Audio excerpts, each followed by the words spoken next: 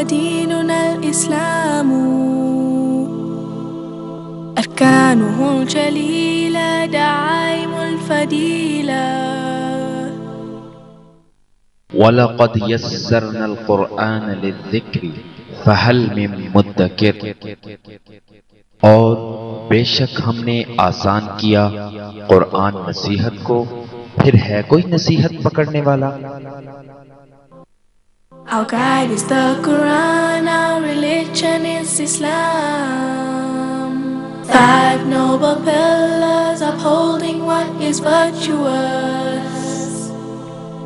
To make the testimony is the base of the faith, and the fast and the prayer, the pilgrimage and charity. تو لیکن نبی کریم صلی اللہ علیہ وسلم نے دعا کی تھی کہ اسلام کو نصرت عطا کر، یا تو ابو جہل عمر بن ہشام کو اسلام کی توفیق عطا فرما، یا عمر بن خطاب کو. تو اللہ یہ سعادت حضرت عمر بن خطاب کی تھی.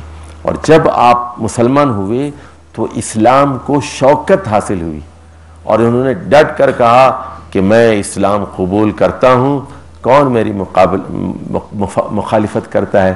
تو وہ پھر دبنگ آدمی تھے. تو کمزور آدمی کے مقابل میں دبنگ آدمی جو ہوتا ہے اس کی بڑی اہمیت ہوتی ہے.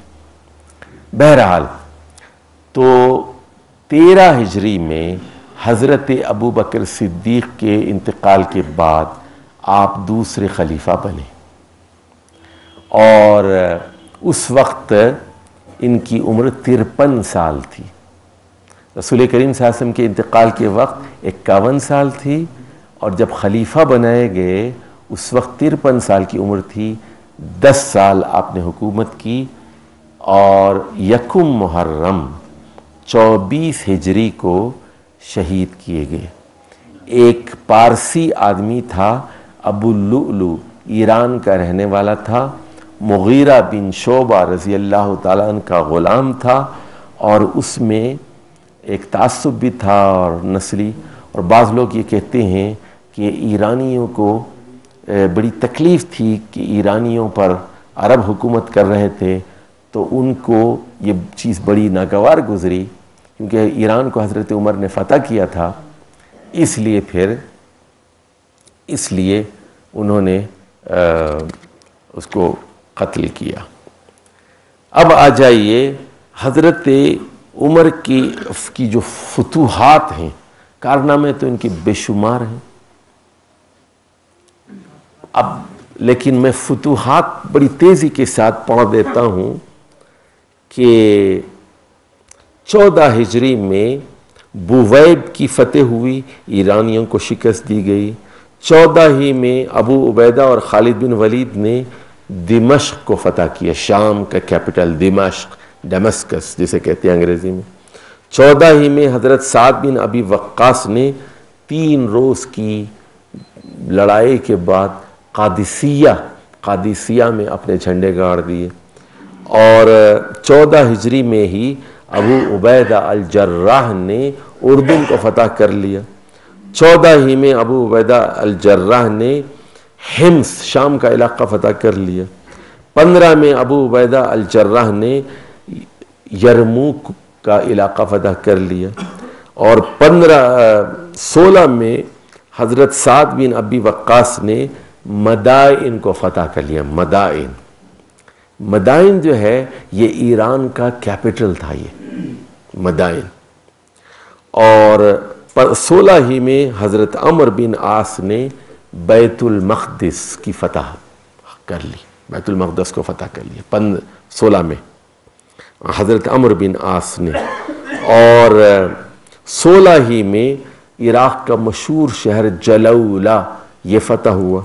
پھر 17 میں عبداللہ بن غنم نے تکریت، آپ نے ٹیلی ویژن پر نام بہت سنا ہوگا، تکریت، عراق کا مشہور شہر ہے تکریت کو فتح کیا 17 ہجری میں. اور 17 ہجری میں حضرت ابو موسیٰ اشعری نے ایران کا مشہور علاقہ خوزستان اس کو فتح کیا. 18 میں نعمان بن مقرن اور ان کے بھائی نعیم بن مقرن نے نہاوند ایران کا بہت بڑا شہر فتح کر لیا. اس کو سب سے بڑی فتح کہتے ہیں نہاون کی. اور اس کے بعد 19 میں حضرت امیر معاویہ رضی اللہ تعالیٰ نے قیصاریہ کو فتح کر لیا. اور 21 میں حضرت عبداللہ بن عبداللہ نے اصفہان، ایران کا مشہور شہر اصفہان پر فتح کیا. 21 میں حضرت عمرو بن عاص نے فسطاط کو فتح کیا. فسطاط جو ہے جس کا آج کل نام ہے قاہرہ، مصر فتح کر لیا 21 ہجری میں. اور عبادہ بن ثابت، حضرت عبادہ بن صامت انصاری نے مصر کا جو دوسرا بڑا شہر ہے الیگزینڈریہ جس کو کہتے ہیں، اسکندریہ، جو سکندر اعظم نے جس کو آباد کیا تھا، وہ فتح کیا. پھر 22 ہجری میں نعیم بن مخرم رضی اللہ تعالیٰ نے ہمدان اور طبرستان کا علاقہ، طبرستان جو ہے، طبرستان کی جو جھیل ہے اس کے نیچے کا جو علاقہ ہے جہاں سرقس اور زمخشری یہ مشہور شہر ہیں، جہاں کے سرقسی اور زمخشری ہیں، وہ علاقہ ایران کے جنوب جو جھیل کے نیچے کا علاقہ فتح کیا. پھر حضرت عمرو بن عاص نے 22 میں لیبیا کا شہر ٹریپولی، جس طرابلس جو مشہور آج کل جہاں قذافی بیٹھا ہوا ہے، یہ حضرت عمرو بن عاص نے فتح کیا. 22 ہجری میں حضرت حذیفہ اور عتبہ بن فرقد رضی اللہ تعالی عنہما نے آذربائیجان فتح کر لیا، ایران کے اوپر جو مشہور ہے روس کا جو علاقہ. اور 22 ہی میں آرمینیا کی فتح ہوئی. 22 میں مشہور تابعی احنف بن قیس نے خراسان فتح کیا. خراسان کسے کہتے ہیں بتائیں؟ خراسان ایران کا جو بالکل افغانستان کے ساتھ علاقہ ہے لگا ہوا، اس میں نیشاپور ہے، اس میں توس ہے، اور افغانستان میں ہرات جو ہے نا 21-22 میں فتح ہو گیا احنف بن قیس میں.